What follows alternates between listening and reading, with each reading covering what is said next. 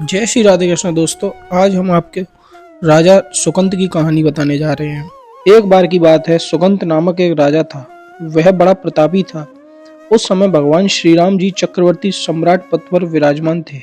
एक सभा में बड़े बड़े ब्रह्म ऋषि विराजमान थे। नारद जी सुकंत जी को सभा के बाहर मिल गए। नारद जी ने उनसे पूछा, अंदर प्रभु के दर्शन करने जा रहे हो? सुकंत जी ने कहा, हाँ। तो नारद जी बोले, वहां बहुत से ब्रह्म ऋषि बैठे हैं, सबको प्रणाम भी करोगे? तो सुकंत जी बोले, हाँ, मर्यादा है, संतों को तो प्रणाम करना है। तो नारद जी बोले, विश्वामित्र जी को भी प्रणाम करोगे? तो सुकंत जी बोले, हाँ, वो तो ब्रह्म ऋषि हैं। तो नारद जी बोले, ब्रह्म ऋषि कहाँ हैं? वो तो क्षत्रिय कुल में कौशिक वंश में प्रकट हुए हैं। सुकंत बोले, हाँ, पर उन्होंने तपस्या से ब्रह्म पद प्राप्त किया है। नारद जी बोले, पर मूल में तो वे क्षत्रिय ही है ना। सुकंत बोले, आप कहना क्या चाहते हो?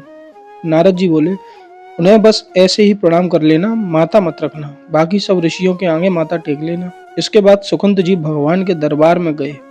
उन्होंने भगवान को नमन किया, सभी ऋषियों के चरणों में मस्तक रखा। पर जब विश्वामित्र जी के पास पहुंचे तो केवल हाथ जोड़कर प्रणाम किया, लेकिन माथा नहीं रखा। विश्वामित्र जी ने ध्यान तक नहीं दिया। सभा पूर्ण हुई। इसके बाद नारद जी विश्वामित्र जी के पास आकर बैठे। नारद जी ने विश्वामित्र जी से पूछा, आपने कुछ देखा? विश्वामित्र जी बोले, क्या? नारद जी बोले, सुकंत को। विश्वामित्र जी बोले, क्या बात हुई? मैंने तो ध्यान तक नहीं दिया। नारद जी बोलते हैं, सुकंत ने सबको माथा टेक कर प्रणाम किया, आपको बस एक ही बार प्रणाम किया। विश्वामित्र जी बोले, हाँ, उसने ऐसे तो किया, पर इस बात पर मेरा ध्यान नहीं गया। इसका कोई विशेष कारण है क्या? नारद जी बोले, हाँ, वो कह रहे थे कि आप मूल में तो क्षत्रिय ही हैं, ब्रह्म ऋषि तो आप बाद में तपस्या से बने।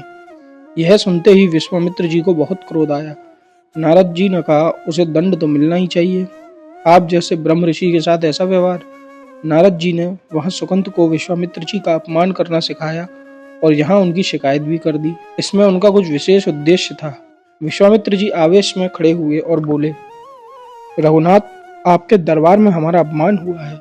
श्री राम बोले, प्रभु, आपका अपमान? विश्वामित्र जी ने कहा, हाँ, सूर्य अस्त होने से पहले सुकंत का मस्तक मेरे चरणों में होना चाहिए। इस पर श्री राम जी ने कहा, प्रभु, मैं आपके सामने सत्य वचन कहता हूँ, यदि सूर्यास्त से पहले मैं उसका मस्तक आपके चरणों में ना डालूं तो मैं रघुवंशी नहीं। आप शांत हो जाइए। नारद जी सीधा शकुंत जी के राजमहल पहुंचे। वो शकुंत जी से बोले, अब तो शाम तक मारे जाओगे। भगवान श्री राम ने संकल्प कर लिया है कि तुम्हारा गला काटकर विश्वामित्र जी के चरणों में डालेंगे।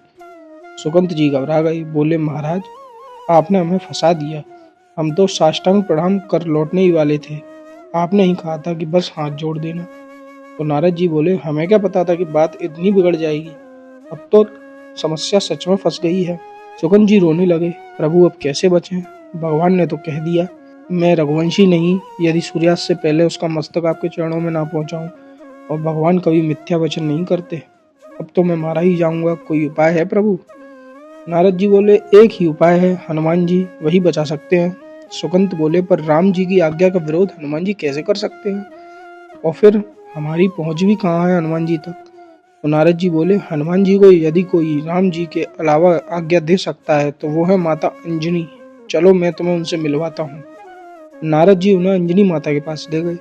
शकुंत जी ने साष्टांग दंडवत प्रणाम किया और रोते हुए बोले, माँ, रक्षा कीजिए। माता अंजनी बोली, बेटा, बताओ तो सही, हुआ क्या है?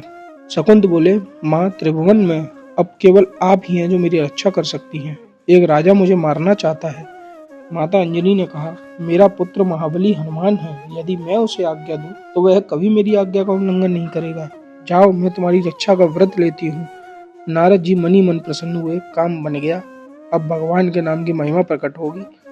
हनुमान जी से माता अंजनी ने कहा, बेटा, मैंने इसकी रक्षा का व्रत लिया है। हनुमान जी बोले, आपकी आज्ञा मेरे सिर आंखों पर। त्रिभुवन में ऐसा कोई पैदा नहीं हुआ जो मेरी माँ की किसी की रक्षा का व्रत ले और वो उसे मार दे।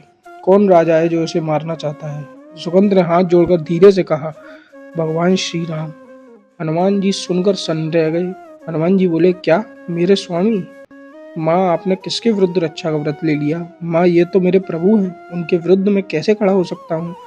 माता अंजनी बोली, बेटा, हमने तो वचन दे दिया है, अब उसे निभाना होगा। हनुमान जी बोले, चलो, एकांत में चलो। वे सुकंत को एकांत में ले गए। संध्या का समय निकट था, सूर्यास्त होने ही वाला था। हनुमान जी बोले, अब बस एक उपाय है, तुझे अपनी हर श्वास में राम नाम जपना होगा। जहाँ राम नाम रुका वहीं भगवान का बाण तुझे समाप्त कर देगा। पर यदि तेरी हर श्वास में राम राम चलता रहा तो तू बच जाएगा। तू बस सीताराम सीताराम सीताराम यही जपता रहे। यह क्रम कभी टूटना नहीं चाहिए। यदि बीच में जरा भी अंतर पड़ा तो प्रभु का अमोघ बाण तुझे काट देगा। अब तू चिंता मत कर, बैठ जा और नाम जप शुरू कर दे। शकुंत बैठ गए और जपने लगे, सीताराम सीताराम सीताराम। हनुमान जी महाराज ने करताल उठाई और वो भी प्रभु का नाम जपने लगे और उनके आसपास नृत्य करने लगे। उधर भगवान श्री राम ने अमोघ बाण का संधान किया। बाण छोड़ा गया और वह तीव्र वेग से चला, लेकिन जहां हनुमान जी महाराज और सुकंद नाम जप कर रहे थे वहां पहुंचकर बाण रुक गया। उसने उन दोनों की परिक्रमा की और वापस लौट आया। भगवान श्री राम चकित रह गए। आज तक ऐसा कभी नहीं हुआ। अमोघ बाण बिना लक्ष्य को भेदे वापस कैसे आ गया? वे आश्चर्य से बोले। उन्होंने लक्ष्मण जी से कहा, जहाँ सुकंत है वहां तुरंत जाओ, देखो वहां ऐसा क्या हो गया कि बाण ने उसका गला नहीं काटा। लक्ष्मण जी वहां पहुंचे और जो दृश्य देखा वो अद्भुत था। हनुमान जी की आंखों में आंसू थे। वे प्रेम में डूबे चारों ओर घूमते हुए नाम संकीर्तन कर रहे थे, सीताराम सीताराम सीताराम। सुकंत भी समाधि में लीन थे। लक्ष्मण जी का यह हृदय पिघल गया। वे भी वहां बैठ गए और तालियां बजाते हुए जपने लगे, सीताराम सीताराम सीताराम। इधर भगवान श्री राम ने ध्यान किया, बाण तो वापस आ गया और अब लक्ष्मण भी नहीं लौटे और ना ही उनकी कोई सूचना आई। वहां कुछ तो विशेष चल रहा है। विश्वामित्र जी ने कहा, आपने संकल्प लिया था कि संध्या से पहले इसका शीश काट कर लाएंगे। भगवान श्री राम ने विनम्रता से कहा, गुरुदेव कृपया धैर्य रखें। यह सुनकर विश्वामित्र जी बोले, तो मैं भी साथ चलूंगा, देखूंगा तुम क्या निर्णय लेते हो।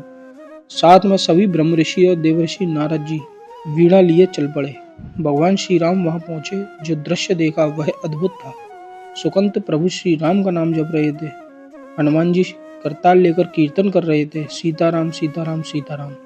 उनके साथ लक्ष्मण जी भी कीर्तन में लीन थे। भगवान श्री राम की आंखों में करुणा झलक उठी।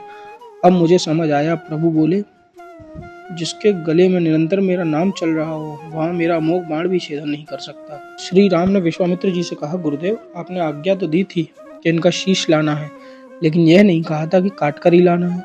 श्री राम ने सुकंद से कहा, रखो अपना मस्तक विश्वामित्र जी के चरणों में।